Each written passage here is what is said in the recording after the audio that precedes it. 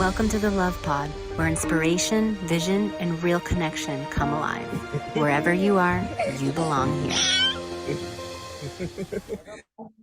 Welcome to the Love Pod, everyone. I'm your host today, Nathaniel. I'm super pleased to welcome a special guest, Mike Ochsner, who is from visiontraining.com. And Mike, you do such interesting work. You use applied neurology to help high performers reduce pain, improve attention, improve sleep, and high pressure performance.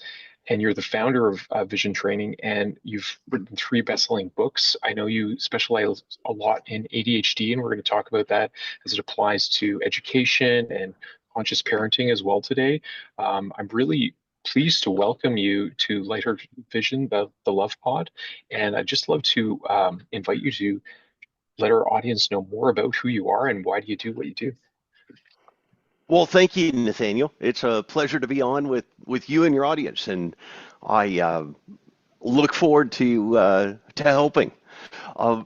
So, as you said, I work in applied neurology, and I did not get into that by choice.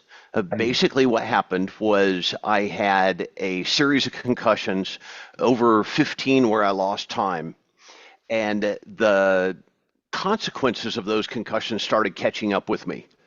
And there was an overlap between my concussions and ADHD. And so I had vertigo almost every night. I had attention and focus issues. My eyes stopped tracking correctly. I had random pain, sleep issues, all sorts of things, and it really sucked. And I ended up getting connected with an applied neurology practice. And within about 20 minutes of doing vision and balance drills, one of the things I noticed was in the prior 6 months, I hadn't been able to do a single push-up without pain. Oh, wow. And after those 20 minutes of vision and balance drills that shouldn't have affected my shoulder at all of a sudden, I didn't have any pain anymore, and I could do 20 push-ups without pain. Wow. And so I went down the rabbit hole into neurology, well over 1,000 hours of formal study. And over the last decade, I've helped 10,000 plus people with applied neurology in different applications.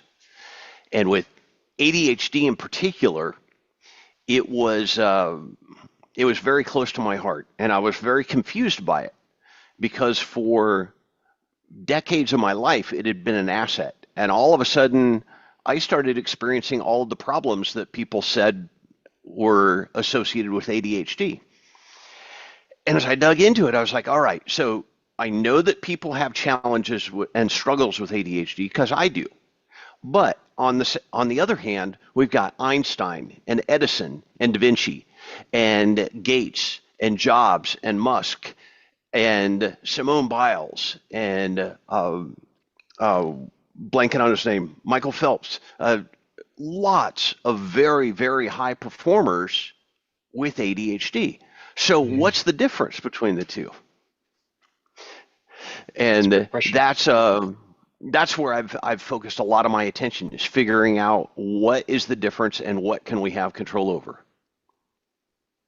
I think this must be really top of mind for a lot of teachers and parents who are, seeing the effects of their children. And obviously, every parent wants their child to have to maximize their potential in life and to really tune into that level of genius that you're talking about. I was sharing with you before the call.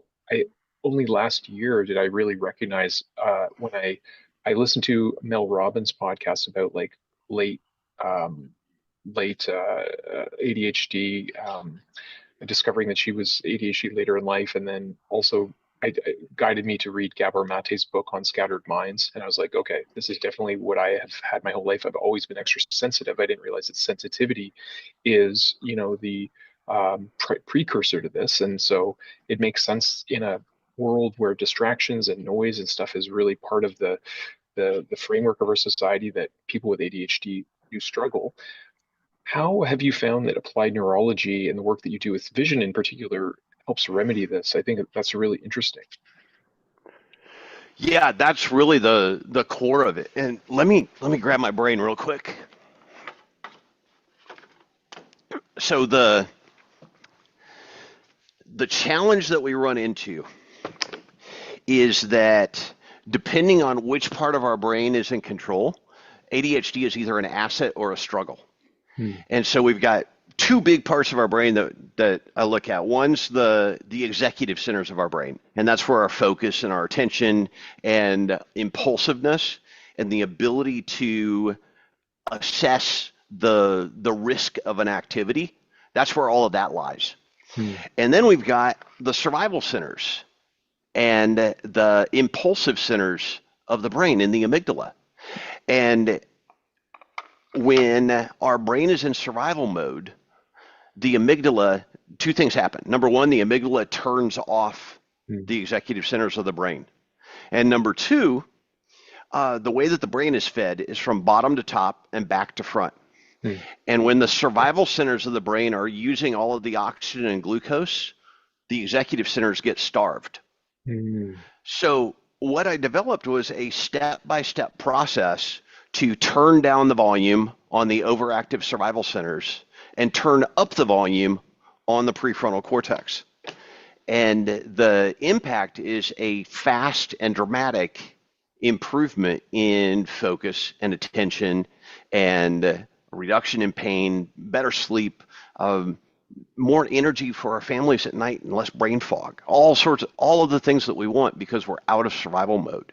And all of a sudden, this brain that is a problem when the amygdala is in control is a tremendous asset when the executive centers are in control. Super, super fascinating. I remember reading the book and asking myself, should I basically look at some of these focused pharmaceuticals? I really have despised any kind of pill since I was a young boy. I used to get really intense migraines, and I never liked the idea of taking pills for anything. So even to this day, like if I get a migraine or any kind of pain, I just usually meditate. I do natural techniques like tapping or walking and changing my focus or whatever. And I feel like this is so powerful for a lot of people that you're talking about, looking for those alternatives, knowing that when you do take some of these drugs, they actually change brain chemistry and will remove some of those benefits, like you're saying, like the ability to hyperfocus, creative, diverse forms of thinking. So this is really fascinating, Mike. I'm personally interested, and our daughter she's 2, and I see how she's very sensitive too, and how she changes, her focus so often, and this bigger conversation I hear happening a lot about, training the nervous system to relax. I mean, we live in this high octane stress kind of society where it's always about go, go, go. And I think a lot more people are tuning into the fact that we need to find our calm. We need to find our center in order to perform optimally. We can't just, try to grind our way through life. It's not sustainable. So I'm really fascinated in knowing how you work and what you can share with our audience in terms of starting to attune to these more natural resources that you've developed. Absolutely. So one of the things, well, actually, there's two things that what you said brought up that I think are going to be very interesting for your audience. Number one, we've got 2 layers of things going on. We've got things that we do consciously that impact the subconscious, and then we've got things that we can do neurologically at the foundation. And so one of the big challenges with meditation and with any kind of a practice that discipline is that it requires discipline. There's willpower.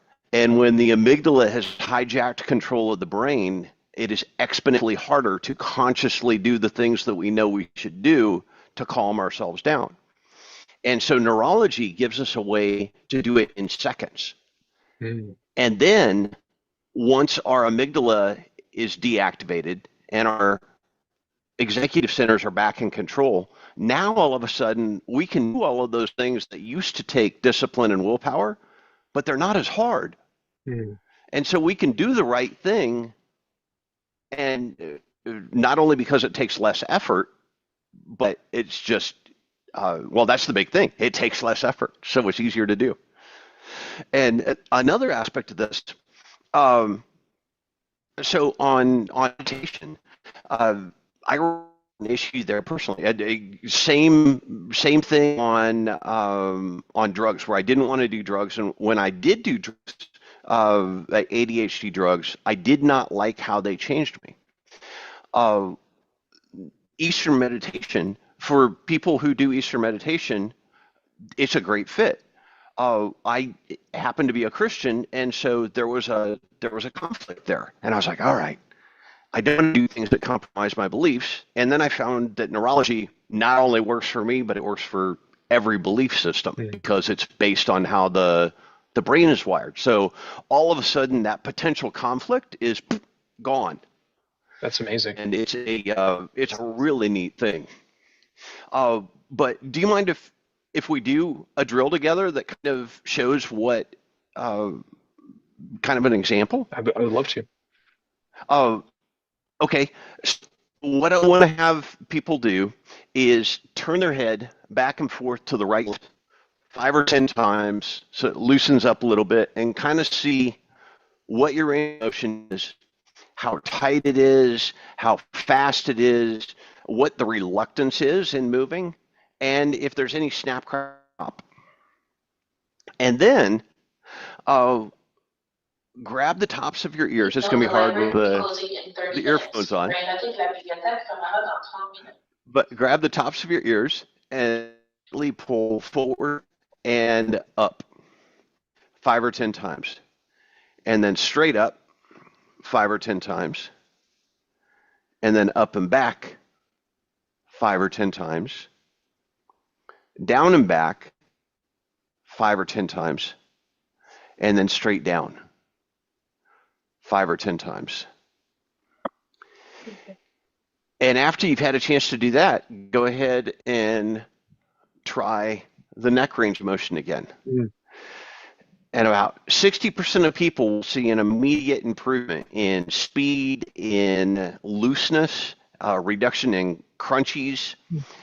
And the crazy thing is, I'll work with people after they've had whiplash or concussions, and they've had tight necks for years, in some cases decades, and they've done hundreds of massage sessions and other modalities, and this gives them an increase of 20 or 30 degrees range of motion in a few seconds.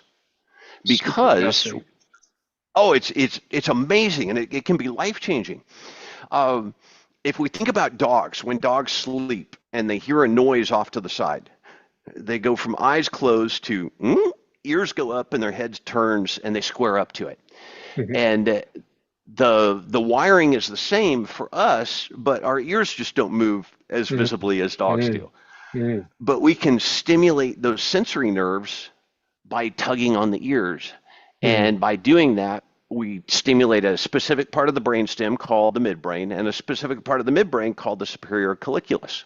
Mm. And that allows us to move our head. When we do that, it's not uncommon for migraines to reduce in intensity, sometimes very, very quickly.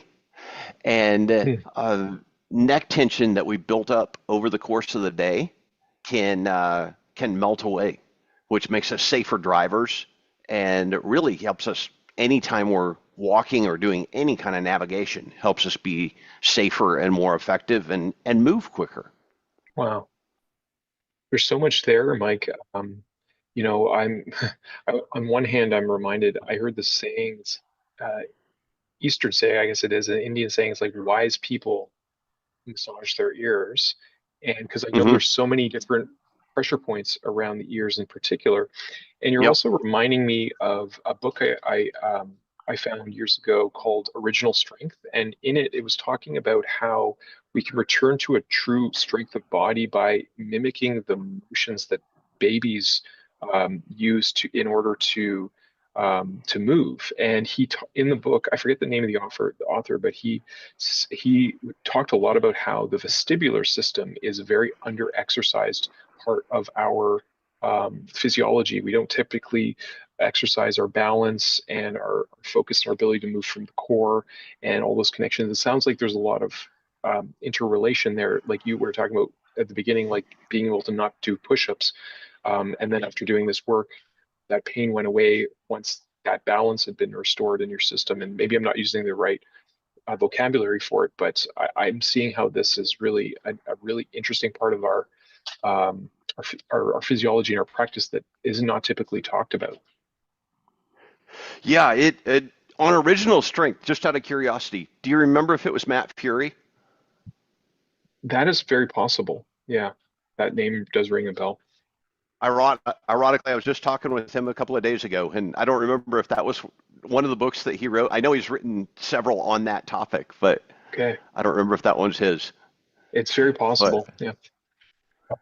um, but yeah, tying it back to ADHD, one of the things that we see is when the brain is holding excess tension in the Mm, neck, around the eyes, anywhere. What that is a sign that the brain is in a threat state or a mm, survival state. And it's diverting resources to the amygdala, which makes it harder to focus and do all the things that we want to do. And it also bleeds energy throughout the day. So we hit that wall at 2 in the afternoon. We end up with brain mm, fog and we don't have as much gas in the tank for our loved ones when we get home at night. And if we can release those breaks early in the day or throughout the day, all of a sudden our energy level and the quality of thinking that we're able to do stays more level. Uh, the 2 p.m. wall isn't a wall. The brain fog isn't anywhere near as much, and we have more gas in the tank for loved ones. that's, I mean, all of those things are what everyone wants, right? So super fascinating. And I see like in behind you, you have a lot of like charts with colors and things, and a lot of the work you do has to do with vision as well. Maybe can you give us a Yes. little bit more of a holistic picture of the work that you do for people who are interested in in pursuing this, seeing the benefits even just from this one simple exercise? Yeah, I can show you on this. So these are a couple of different drills that I use to activate the prefrontal cortex. And so step one is assessing. Step two is turning down the amygdala and the threat state. And step three is upregulating or turning up the prefrontal cortex, making it Hmm. work better and be more activated. So this one, what it is shapes on each side of a line. And so one of the ways that you can do it is slap the leg of whichever side the shape is on. So left, right, middle, left, left, left. So it'd be left, right, both, left, left, left, left, right, right, left. And then switch to doing, if it's solid, do the same side. And if it's an outline, you do the opposite. So that's training some inhibition of don't do what you don't want to do, which is very, very important, especially for ADHD and impulsiveness. So in that case, I'd clap instead of slapping my legs on the middle one. So it would look like left, right, clap, right instead of left, left, left, left, right, right, right instead of Mm, left because it's an outline. And then turning and pointing to numbers, the act of seeking and finding and reaching out and touching, initiating movement, extending the finger out, not pushing too far into the wall, not being off target. All of those help with activating the prefrontal cortex and other parts of the brain that are very, mm, very important for ADHD performance. And when we do that, what we end up with is we still have the ability to hyperfocus. We have the ability to focus, get distracted by something, but then come back to what we're doing. mm, Because it's a tremendous asset to be able to shift from focus to wide and back to focus again. And it's something that ADHD brains are uniquely blessed with. mm, And it's not something that we want to turn off. It's something that we want to harness. mm, It's kind of like two examples I use are Mustang horses and Malinois dogs. We've got a Malinois, and Malinois are known as being absolute, total, and complete disasters if they're not trained well. Mm. And if you train them well and give them missions and give them boundaries, they are phenomenal dogs. Same thing with a Mustang horse. You can do things with a Mustang once they're trained that a domesticated horse, it's different. They're amazing. But that process of going from wild and chaotic to having all of that energy harnessed and focused is a process. Mm. Wow, it's really, really valuable. I like to think my background's in Indigenous wellness, and I think a lot about like the holistic picture of things. And when I was learning more about what ADHD actually is, realizing that I thinking about how different cells in our bodies function, have different purposes. I was thinking like it makes a lot of sense that people who have this oversensitivity, whether it's energetically or gifted in, like you said, the ability to hyper focus, but also the ability to be very diffuse, receive inspiration, to innovate, to invent new ways of doing things.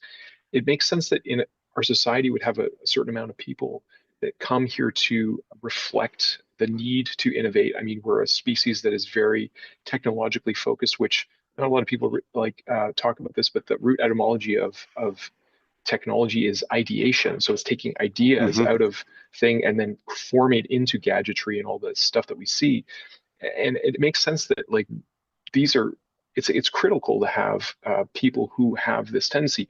And yet in a world where there is a overabundance of noise and there's so much attention grabbing from marketing standpoints to capture the interest of the ego drive, which they know, like to get the nervous system, it's like put more fear, put more alarmist things out there because that's what gets the attention. It makes sense that a lot of people with ADHD would struggle in that kind of environment. So what you're doing is really important work to help with a natural way of down regulating that emotional response and then activating those higher centers.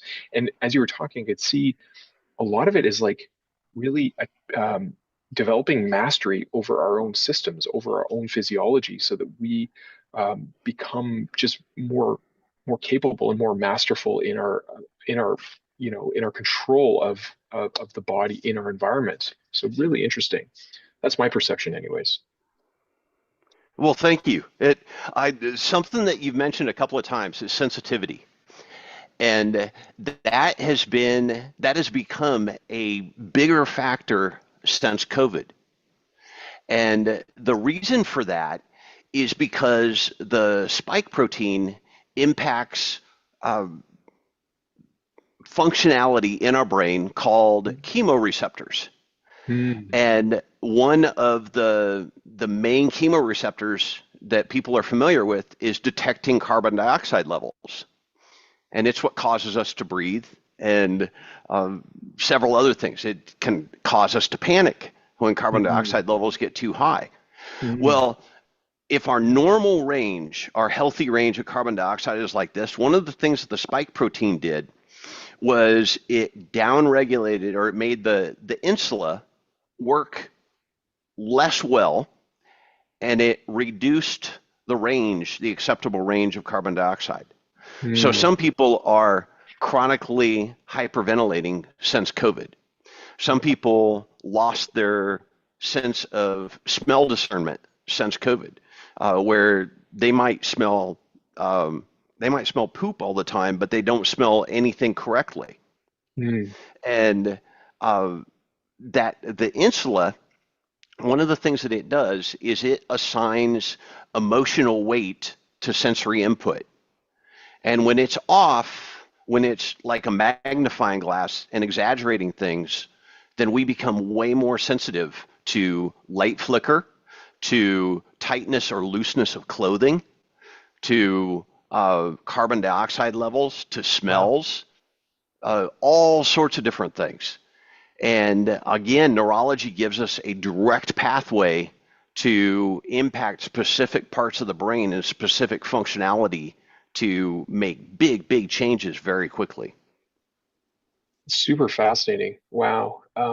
That's really interesting. I mean, for many people, I don't know if any of us have a full picture of what actually happened in those days. I find a lot of people here in Canada, at least, don't like to talk about that time. But I really appreciate what you're saying, and I feel like, this is one of the collective traumas that we went through as a species, which certainly had impacts. And whether you were on, whatever perspective and opinion you had at the matter, and whether you chose to get the jab or not, I think we were all affected in a lot of ways. And so Hmm. what you're saying is really interesting in terms of like the whole conversations around mental health and like psychological health and well-being in workplaces, as well as the generation of children that went through school. I was a professor at the time in a college here, and it was so, I mean, like the college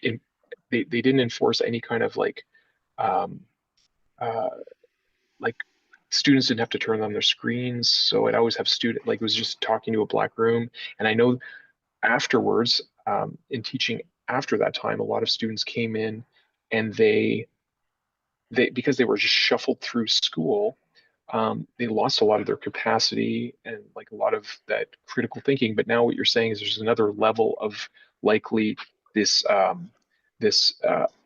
like dialed in super sensitivity to some of these stresses that, maybe generations ago wouldn't have been such a big deal, like, you know studying for a test, doing a test, dealing with the stresses of that, body awareness, and all these things that are adding to the complexity of the challenges that a lot of people are facing. So in your perspective and experience, Mike, have you been um, like doing this kind of applied neurology? Is it able to bring people back to a different baseline? What's the transformative journey that you've seen working with people in this focus discipline? Yeah, it can be. It all depends on the situation and the individual, but a lot of times we can see change in minutes or seconds, similar to the ear tugs. Uh, there's yeah, things that we can do for migraines, for hip flexor pain, for attention and focus, for levels of alertness that are based on either turning up or turning down specific parts of the brain. And when we do that, again, there's two parts to it. One, we get an immediate benefit, and number two, it makes conscious effort easier moving forward to do all the other things that we've tried that maybe didn't work as well as we wanted to, or they took a ton of effort. There's a concept that I use called the threat bucket that kind of explains why that happens. And you alluded to it. There's something called allostatic stress load or baseline stress load. And that's the idea that all of the stresses affecting our central nervous system kind of go into a bucket. And when it gets up to a certain level, it spills over and the brain goes into panic mode. And the lower the level of that bucket, the more we're able to, the easier it is to handle acute or short-term stresses. The higher the level of that bucket, the closer we are to the overflow point, the less we can handle on a minute-to-minute basis. And so if we can do things to systematically lower that threat load by getting the parts of the brain that are supposed to be working, and turning down the over revving ones, all of a sudden we're able to handle more stress. And from a learning perspective, that means we can learn more and we can learn faster and we can remember longer and we can perform better under stress. There's so much here. I feel like I'd like to have an ongoing conversation with you, because I feel like, so much of, the modern language of science, as we're getting more tuned into like the you know just the miracle of the body, and there's a lot of talk around like heart mind coherence, and how just how fantastic the body is in terms of adapting, and how perception is so important in a lot of our growth and our epigenetic expressions. um, a lot of what you're saying reminds me of like how important it is to like tune an instrument. before you use it. Like if, and a lot of what you're Hmm. talking about seems like tuning the brain. Can you talk a little bit about like, well, wherever you like to go with this, I think maybe just leaving it open, because I feel like, understanding the interconnection of the body and how connected it is to an environment, I can see how the impact of this work can, not only be for the individual, but for the families and the communities. And so I'm wondering about like, what's your greater vision for this work, Mike? Yeah, there's both the micro level and the macro level. And can I share something on the micro level quick? Okay, so we just switched with our 16-year-old son from homeschooling to a charter school, and so he's running into some new challenges because he hasn't had to work in a classroom environment up until now.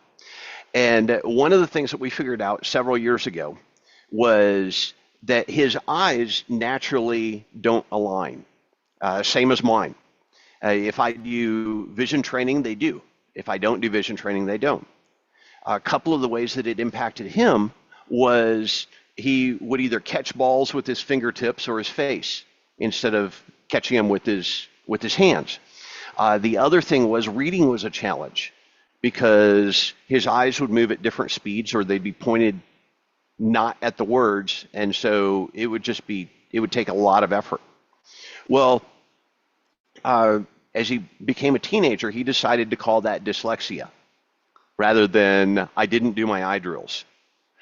And so we were at parent-teacher conferences yesterday and talking with the teachers, and one of them mentioned that that was an issue that he was running into. And I mentioned that. I said, all right, so here's what's going on. If he does his vision drills, that problem goes away. If he doesn't do his vision drills, that problem comes back, but there's some things going on that make it more likely to come back. His school starts at 7:45, so he's waking up at 5:30 in the morning every morning. He's, despite our teaching, he's having too much caffeine in the morning, having too much sugar in the morning, and so he's got a drop-off. He's got the stresses of being in a classroom environment where he wasn't before and trying to figure out everything, and all of those push control from the front of the brain to the amygdala and cause the eyes to lose control. So we're going through, we talked about it today, a systematic process of, all right, you need to be doing these things every day because it's going to make school easier and it's going to make your life better. And so that on a micro level carried out on a macro level is really what I'm doing, is going in and showing people, all right, so these are the problems that you've got. You've been blaming them on whatever. Could be age, could be, you name it. What can we do to make your life more awesome, whether that's the case or not? And can we use neurology to do it in minutes or seconds? And a lot of times, a tremendous number of times, that's the case. My book, Unleash ADHD is Your $6 Million Superpower. Ironically, I've had people read the book who haven't been able to read in 3 years, 7 years. One guy, he had TBIs on a deployment 18 years ago, hadn't been able to read in 18 years. Because of the drills in the book, he was able to start reading again. It was life-changing. And so we see things like that all the time where when people figure out the parts of their brain where the parking brake is on, and it's just a constant drain on performance and energy, once we release the brakes, it's like a new lease on life. For me, it was like taking 10 years off the clock. I'm really impressed and really interested as well, because I mean, like many of us soul-led entrepreneurs, we want to really impact people, and having the pains that I've had in terms of like preventing me from doing the things I love and seeing how A lot of the breaks that you say can just prevent someone from living an optimal experience. I I'm really, I'm really, inspired to to learn more about this work, because I think there's lots of children out there and lots of people of all ages who are not knowing why the struggle can feel so real to just do some of the simplest things. So um, yeah, I am. So do you offer this in terms of like, do you work with cohorts, or do you have a course that you do? How does visiontraining.com help people in terms of this work, Mike? Yeah, I've got two really easy entry points for people. One is my book, Unleash ADHD is Your $6 Million Superpower. And people can find that at ADHDadvantage.com. And then I have an experiential 1 hour workshop that I teach. It's at peakbrainreboot.com. And in that, what we do is we go through assessments, a drill, and a reassessment, and show how we can change brain function in real time. And that's free. That's absolutely free.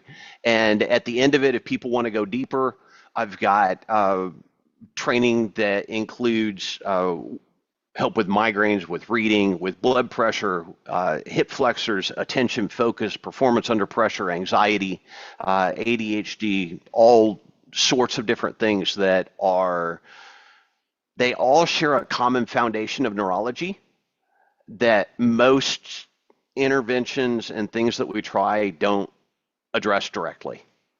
And so when we get the foundation right, when we get the neurology right and we build on top of it, everything else that we've tried works better. Yeah, it's super fascinating. I mean, a lot of the sorry, a lot of the focus on recent times has been on like psychological, trying to change emotional patterns, and I think those things are important. But if the nervous system's out of whack, because we're electromagnetic beings that are, connected to a larger system, if that foundation isn't right, then it's not going to work properly. So I really admire the work that you're doing, Mike, and I'd like to be of service to help share it. I mean, we're on the show here, but I'd like to introduce you to our school community.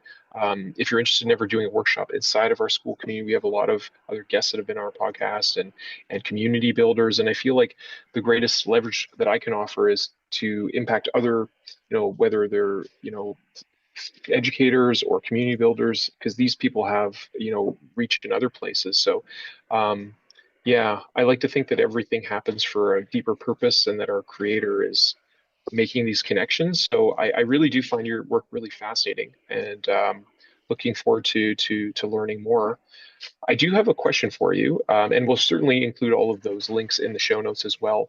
Um, I love to ask our inspired guests, if you could talk to the whole world all at once and have this magical megaphone and everyone could hear you, what would you share with people?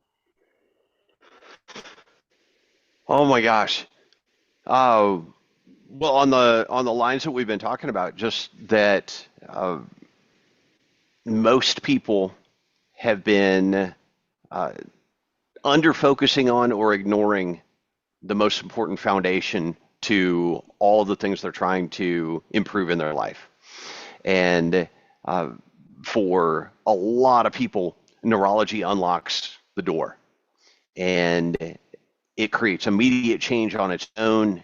And again, the other modalities that help with longer term habituation and pattern forming, it helps them all work better and take less energy and less willpower and less discipline. And when things take less discipline and willpower, our decision fatigue, the curve that we have throughout the day, it's not as steep. Hmm. We don't burn out as soon. And again, we have more energy for our loved ones when we get home at night. So that would be the thing. That's fantastic. I really appreciate the work that you do. I feel like it's just the beginning of the conversation between us. Um, I'm gonna look at wrapping things up though, and just gonna invite you. Is there anything else you want to share before I invite our daughter Luciana to say thanks for watching for today's show? Oh, I'm sorry. I'm trying to. What was it that you asked? Oh, just wondering, like, is there anything else? Um, uh, I do have to wrap up the show, and I was just wondering if Okay. there's anything else that you'd like to share before I invite our daughter to to thank everyone for watching. I understand. Okay. I just encourage people to go to peakbrainreboot.com and attend the free workshop.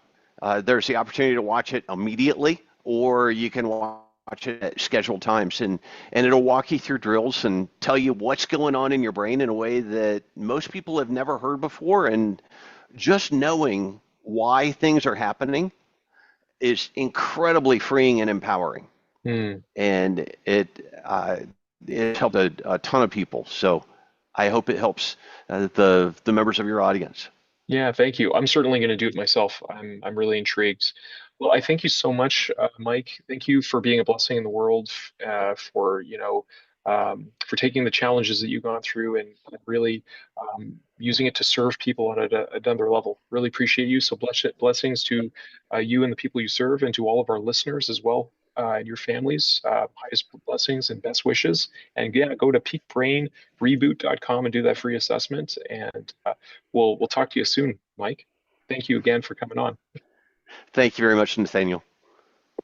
All right. Well, here is Luciana, the star in our lives, anyways, and another little sensitive soul here. So have a wonderful day. Enjoy the rest of your day. Thanks for watching. You say ciao ciao. Bye.